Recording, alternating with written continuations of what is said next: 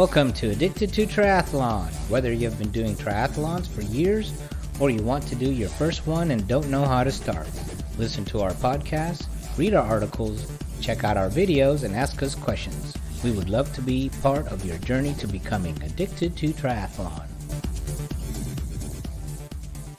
Welcome, y'all. Welcome to Addicted2Triathlon.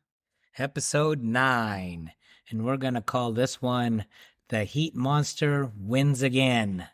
Yeah, it beat my butt.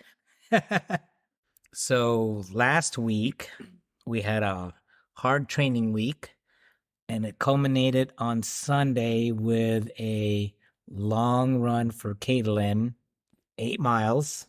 Yeah, it's been really, really hot here in Texas. The heat index is like 112. But we're not running at 112. No. So we started running, it was about 81 degrees. But the heat index was probably, it was In the high 90s. 90s. And then the morning I looked, the dew point was 79. Yeah, it was over 75. So we knew it was going to be a tough run. But I went slow. So I really did. we hydrated before. We had a good breakfast. We hydrated before. This was last weekend. Last Sunday. Yeah, last Sunday. And we brought a cooler with ice in it and our water bottles because we were going to do 2 loops at Brays. 4 miles. 4-mile loops at Brays Bayou, which also has our running hill on it. So we would come and run 4 miles. Because I got to practice. You have to practice your hills. The hills for the Waco Half Ironman. So you would run 1 lap where you would drink all your fluids, your nutrition. Which I drink most. No, you did not. Most of it. I saw what you had left. And then you would get your other water bottle and go and finish your second loop, right? Yeah, so I grabbed it, I drank, I switched water bottles, and went for the second loop. Well, before we get there, so we ran up the little hill first and then started it's not the a little hill. It's like a little grade. It's just a tiny hill. Yeah. But it's long enough. So I think it's a long hill. Yeah, I think up and down is 0.4 miles. When I first started that, I so already easy. know I was doomed. Really? I thought it was so easy. I was already dripping sweat. Really? Huh. Yeah. Okay, you look like you're having fun. Look like you were enjoying and having the time of your life. I was climbing, and when we were doing the intervals the other week, they were easy. But like it just started, and I had a hard time running up it. Okay, so you ran up, you did the little loop at the top. So I was already depleted. You ran down. I don't know, I was behind you. But I was hot. I was behind you, and you were increasing your distance because that's what you do. I even saw you take a picture at the bottom of the hill by the lake. Yeah, there was a little otter. It was a muskrat. I saw it too. I was like, oh, I wonder if that was there was a turtle, 2 turtles, a muskrat, and ducks. Yeah. Yeah, I saw those too. So I was like, oh, I bet she was taking pictures of the muskrat. Yeah. Okay, so then you went up the hill and turned right, and you were just going to cruise around the... There was a lot of people waving hi to me and thumbs a bunch up. Of friendly people out there. So we weren't the only crazy people out there. There was a running. lot of people out there. Did you see the people wearing the plastic suits? Mm-hmm. If you felt bad, they were going to die. Yeah, it was... One guy had like a full hoodie on with his hood on. They try to sweat. It's like it's so easy to sweat without that thing. Yeah. I mean, by the middle of my first loop, I was drenched. Yeah, so was I. I was good. Water was dripping off the bill of my cap just constantly. Yeah. So, but I didn't see you drinking as much. Drinking as much? Drinking your drink. Yeah, I was. Okay, I didn't see you. You were ahead of me. Yeah, of course. You can't see me when you're ahead of me. Of course you're ahead of me? Is that what you're saying? Of course I'm ahead of you, you slow runner. No, is that what you're saying? No. But okay.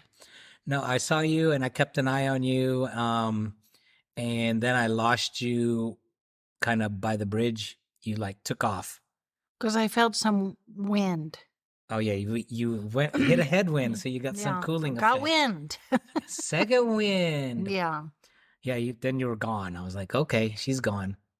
So then I kept running, and I didn't see you anymore till I got back to the hill, and I went up the hill, and at the top I looked for you, and I saw you. You were already about 1.5 miles to 2 miles, not quite 2 miles in your second loop. I could see you. I was not doing well. So then I went up there. My legs were getting so heavy. Were they? Yeah, and I couldn't figure out why. Oh, okay. That's a sign.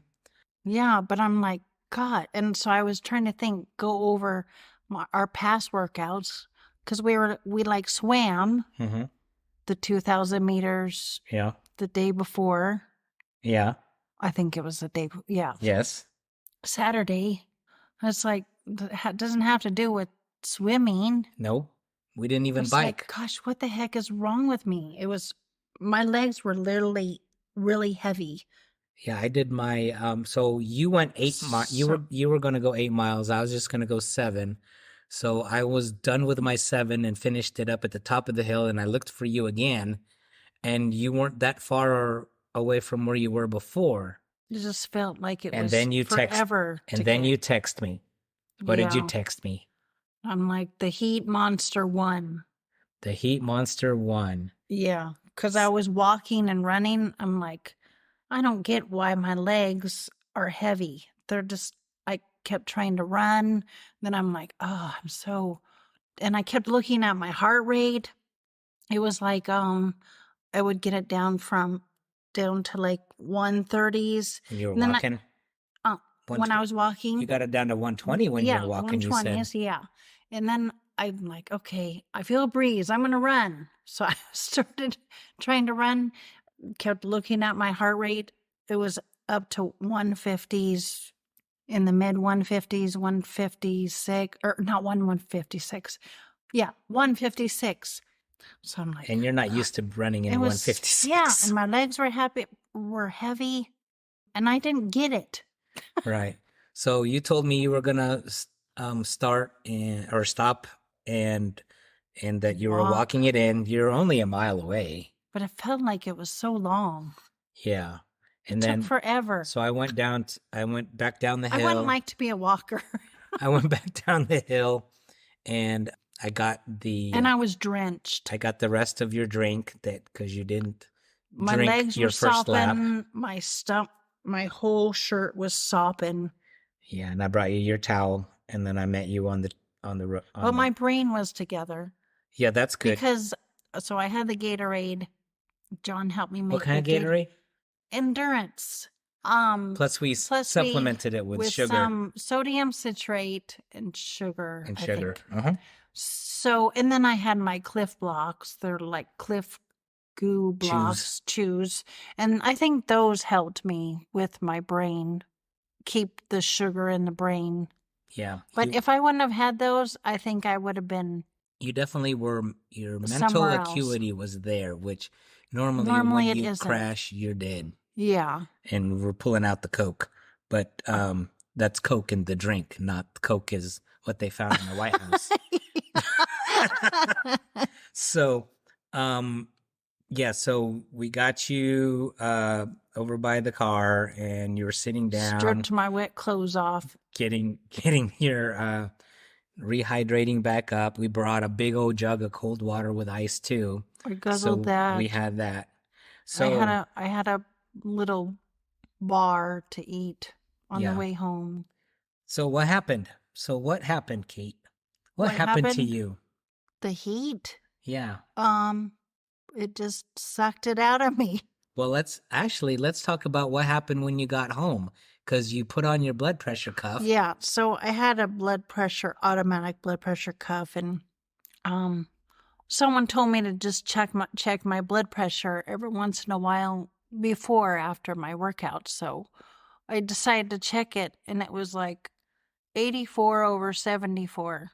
And normally my heart rate's my blood pressure's like 120s over 70s. Yeah. Yeah. So your blood pressure dropped. Yeah. And then my heart rate was 90. Is elevated. So basically, what I've learned, the heart rate's trying to pump so hard to try to pump that blood pressure up. Try to pump, and but you're so hot that your blood pressure, dehydrated, nothing's working. Yeah, so you had so the poor heart's overworking. Yeah, and it's and your blood vessels are all dilated trying to get rid of the heat. Yeah. So that's the drop in the blood pressure. So you had syrup blood because you were dehydrated. Yeah. Is what happened. So I sat down, guzzled some more Gatorade, guzzled some more water, had a tuna sandwich with some recovery food. We looked up recovery food. So it's good to have spinach, tuna, fish, chicken, protein, right? Right. And then we had some salty chips, and I started feeling better. Then I rechecked it, and it was back up to 116 over 70 something. Yeah. Then my heart rate was lower. Right. So part of our training that we do is to get acclimated to heat. And you even had a setting on your watch that told you how acclimated you were. And I read it this past week, and it showed an arrow down. Whoops. So I went down like 30 points or something. Right. So that dew point is the amount of oxygen or amount of moisture in the air. So the more moisture in the air, the harder it is for the oxygen to get in your body when you breathe it. So that's probably what was going on with my legs. With the humidity, that just adds to it. There was no liquid pumping. There's no cooling effect that you got. So any training that we did before, this was just a extreme condition, because when you finished, the temperature went up 10 degrees. The heat index was well over 100. Yeah. So I was like thinking, like, how do these pro triathletes, how do they deal with it? They train inside when it's hot. But we've seen them train outside. Right. Well, you're looking at the one that was in Tucson. There's low humidity there. Oh. So that's how I could ride my bike. So this high humidity. Yeah. That's how I could ride my bike at 3:00 in the afternoon at 105 degrees. Oh. It's not a big deal. Yeah. There's no humidity. So one of the things is heat training. Right before we even left the house, I said, this is probably going to be your last outdoor run for a while. Yeah. So, because it was. I love training outside. I love the outdoors and working out outdoors. Right. But in these conditions right now, it's not a good idea, because how long did it take for you to actually recover from everything? Yeah. So just now today. Which is what day? Thursday. I just now felt good. Felt normal. Felt normal. It was like I was exhausted, and I had a headache all week, and I was tired, and I couldn't sleep very good, tossed and turned. I just didn't sleep. Okay. It just felt like I just felt like I was sick. While you were out there running, I want to know why you decided to quit not finish your workout. What do you mean? When you texted me and you said Heat Monster won and you decided to stop running, what was your thought process that you had in your head that made you do that? Because that was a smart thing to do. So why did you do that? Well, first of all, it was bugging the heck out of me. My legs were so heavy. They were I couldn't move very fast. I couldn't run my fast. Couldn't run your normal pace? Yeah. I just, and I was so hot. And then I kept looking at my heart rate, and you got that cardiac drift because you're getting dehydrated. And I know if I was going to try to, and then I started getting worried I would have like cramps because I know I was getting dehydrated, and I knew I would pull something. So I knew a race was coming up. Yeah, you don't want that. Okay. Yeah. So you had all that stuff going in your head. I couldn't even just little run, I just want to walk. So here's a question for you. When you went back to to the car and you opened the cooler and you filled your water bottle back up with what was in there. Mm-hmm. I noticed when I went to go look at how much water or how much fluid you had left in your water bottle. I had a quarter. You had over a half in the water bottle. No, it wasn't half. Yes, it was. It was a quarter. You filled up your water bottle with a quarter because there was a lot left. And I was like, oh no, she didn't drink it all.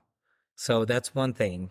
So hydrate. We hydrated before we left. Mm-hmm. And then I said, these two are the 2 water bottles you're going to need for your entire run. You need to finish one when you replace it. But when your stomach gets so full, you don't want to barf. You don't want to barf. So that's part of the training that we said we have to do. Because when you're doing your half Ironman, you have to have trained where you can take in your fluids. Now, it's going to be a lot cooler than it is now.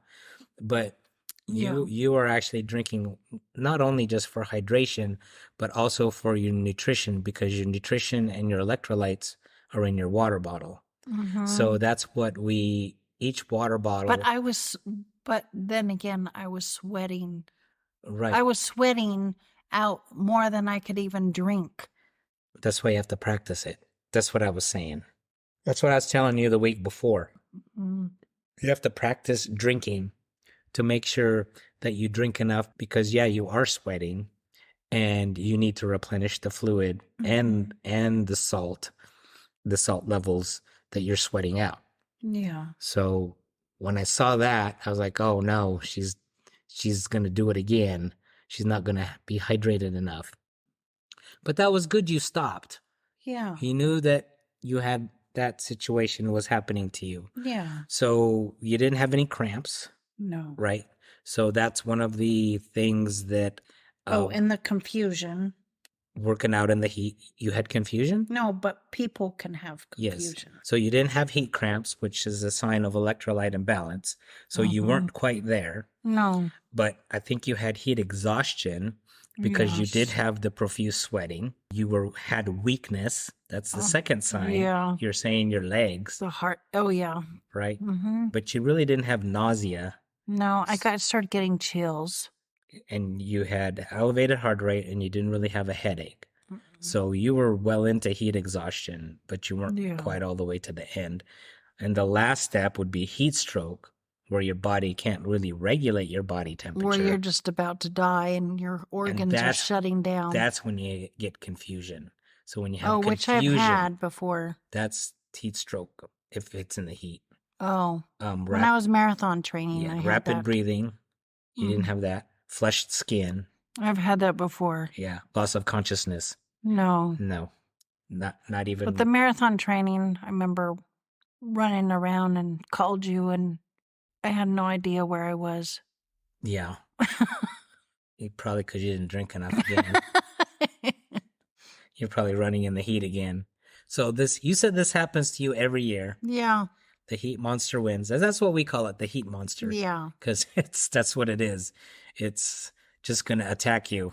And if you're not prepared for it, then it's going to win every time. Yeah. So hydration, that's the key to all of this. Hydration, and then with your situation where you get brain fog, that was the nutrition. So we were combining your hydration with your nutrition in your water bottle. Mm-hmm. So we are actually giving you more calories, more simple sugars in your water bottle than what we normally would have. Yeah, I think my brain does with those sugars. Plus you have your Cliff Block, so that even adds to it. So I think we're getting that down. We just need you to drink. Just drink. It's just you can only fit so much in your stomach. Well, you're losing it out your skin. So you just need to replenish it. And again, that's training. Also, we timed our training. That's one of the things you do when you're learning to run in the heat. We do it in the morning. Mm-hmm. We don't do it at night. We did it in the morning and it was still 79 dew point. Yeah, 80 degrees, but it was the heat index was high. And I've been reading on the news or listening to the news. People have been dying. Yeah, from this heat.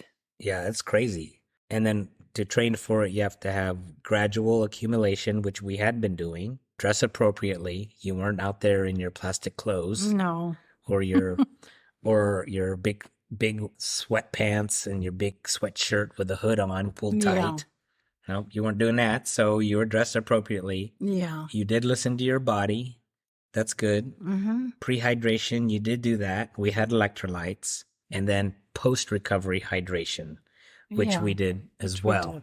You just went over the line during the run, and then it's not until now that you're actually recovering. Yeah. Recovered from it. 4 days. So what are we going to do in the future that's different? I'll try to stuff myself with drinks. Yeah, you have to. Like I said, luckily, it'll be cooler when we go back to doing outdoor running in September. So you got to wait a while. September. We'll make sure we do it gradually again, and we'll do all these steps again to make sure that you don't get dehydrated, because you can get dehydrated just by not drinking. Yeah. You are working out. It can be 80 degrees or 70 degrees, and you can still have the same thing happen to you. So we'll work on that, because you will be doing probably 2. Well, you felt really tired all week too. Yeah, I felt tired, but I didn't have it to the point. I only ran 7 miles, so maybe I was just 10 feet away from doing what you did. But I drank all my drink. I made sure when I was coming in. John knows how to guzzle drinks very well. Yeah, plus I don't think... Not alcohol, just even though I sweat. Soda and water. Even though I sweat a lot, I mean, people were looking at me. I mean, the front of my hat was just dripping. It was like the shower just dripping. So... I didn't see other people not doing well. They probably only did a half a lap or were walking. Yeah. I know. I saw a couple people. A couple people were going hard. Yeah. But then I didn't see I was looking at them. They didn't look like they were like dripping sweat. Yeah, maybe they're more adapted to the heat. Maybe they're out there every day. So at one point you are going to do a 3-hour run for your training, but that's going to be indoors where we can monitor all the weirdness in your body, your heart rate. We'll make sure you keep drinking. Yeah. So that'll be a controlled environment, because I'm gonna check your heart rate and how it increases, so we can see what kind of training, what kind of position you're going to be in when you start your actual running part of your triathlon, where your heart rate, we know it's already going to be elevated by then, but we're going to see what it's going to look like when you finish, because if it's already too elevated, then you're going to have to start really slow when you do the half marathon part to get your heart rate back down. Yeah. So you don't, because you're going to have drift. It's going to go up, which means you're going to have to hydrate again. Yeah. To get it. I'll go slow and psych the people out and think I'm tired. And then by the end, I'll just pass them. Okay. That sounds good. Yeah. The other part of your training, you'll be doing a 3-hour bike ride. A 3-hour tour? Yeah, 3-hour tour where you're going to be riding your bike course on a new app on your computer, the Full Gas. Oh, yeah. So you can ride your actual bike course. Are we doing a commercial? No, we're just saying what's in your training. Yeah. So you're going to be able to do your bike course while you're doing that, so you can know where the turns are and where things are. The swim, I think you've got the swim down pretty much. You just got to work on your form. Yeah. So your legs were actually pretty good on Saturday. They're better than what they were. You're not dropping your knee as much. So we just got to work on the front part. So how did I do that? You said you concentrated on it by squeezing your butt. I didn't really this time. You did. That was the intervals. You said you were still working on it. Oh, I know what it is. I know what changed. Is the rotation? The rotation. I don't turn. You don't so over-rotate much anymore? Yeah. So I think that's... Yeah, because when you over-rotate on your swim, your legs splay out. Yeah. Okay. So, I watched this video, and it said to just turn up quick, slight 30 degrees. 30 degrees. Yep. So and just your upper body, not your lower body. My upper, yeah. Okay, so this week, it was a good thing that we were not training this week because we have a race on Sunday. Mm-hmm. Cypress Triathlon. I'm excited for that. That's the fun one that we always do. It's taper week. They have a nice lake. So, yeah. Is that the one that has the sign that says, watch out for alligators? I don't know. I don't care. Yeah. I swim by my fellow triathletes. Yeah, one of our racing venues has a sign out that says, I don't pay attention to them. watch out for alligators. No. So normally during taper week, the Monday before, we'll do an easy bike ride. Which I did the bike ride. You did the bike ride. I still fell out of it. I still did it. It was easy. Then we had a Tuesday, an easy swim. We didn't do the swim. But we skipped it. Yeah. Because you were out of it. You did the run on Wednesday, which was out of it, but I didn't tell John. Easy 30 minutes. You said you were fine. See, this is why I can't coach people. See? And then I didn't go that hard. And then I saw you and I'm like, okay, so we're not swimming on Thursday. Yeah. So then that's today, right? Thursday? Yeah. So no swim. Tomorrow's a day off. Saturday's a day off for recovery. Yay. Then the race is on Sunday. Pick up on Saturday. Well, I just kept trying. I'm like, okay, maybe I'll just do this run and maybe it'll get it out of me, run recovery. Just wake me up, Clean you up. Yeah, but it didn't help. Yeah. So hopefully other people can learn from this. Yeah. And they know what to feel, what things to look for when they're running in the heat, and know when they need to stop. Yeah. So it doesn't make it worse, and how to recover from it. Yeah. So that's this episode, I guess. Mm-hmm. Anything else? Anything else we need to bring up? No. Nope. Things are much better. So when your coach tells you to make sure you drink your drink. By the way, John's, I don't know if we said this, John's been kind of coaching me, putting my plan together, helping me with nutrition. Yeah, I do. I make her plan like every Sunday for the next week, which starts on Monday, because I don't want her to see what her training's going to be like a month down the road. But after this, after October, I think we're just going to maintenance train. We'll do some maintenance training where we're going to do a little bit of weight training. A little bit of form. Gonna pump some iron. Yeah, we'll work on form. On the we can still swim. Yep. Yeah. Keep the swimming going, because that's the one that takes a long time to relearn. Oh, yeah. To get it. By the way, I posted your learning video, your learning video and the learning how to relearn how to swim for an absolute beginner. Mm-hmm. So I posted that article with a bunch of pictures on you and a video of you, so you're famous. Oh, no. I stayed up all night doing that for you. All night. So we have that. Yeah. We've got some other things. We've got the 12-week absolute beginner plan on the download page. Mm-hmm. So you can look at that. I mean, that's absolute beginner. You start over for swimming. You get to watch Caitlin's videos on relearning how to swim. The 30 minutes a day, family friendly, work friendly. A lot of weekends are off. And just 30-minute workouts. So just to do your first sprint triathlon. So all that's on there. Yeah, plus we managed to work, 40 hours a week. And then we drive like 50 minutes to work and back. Yeah, so you can do it. So, I mean, we have a regular, normal life. And then we managed to do all this and there's crazy workouts. And there's articles on the webpage, which you will see this week is full of hydration, heat training. Because I know the rest of the United States everyone's hot. Yeah, that too. Mm-hmm. All right. Well, I guess that's all we got then. All right. Yep. Thank you. See ya. Bye.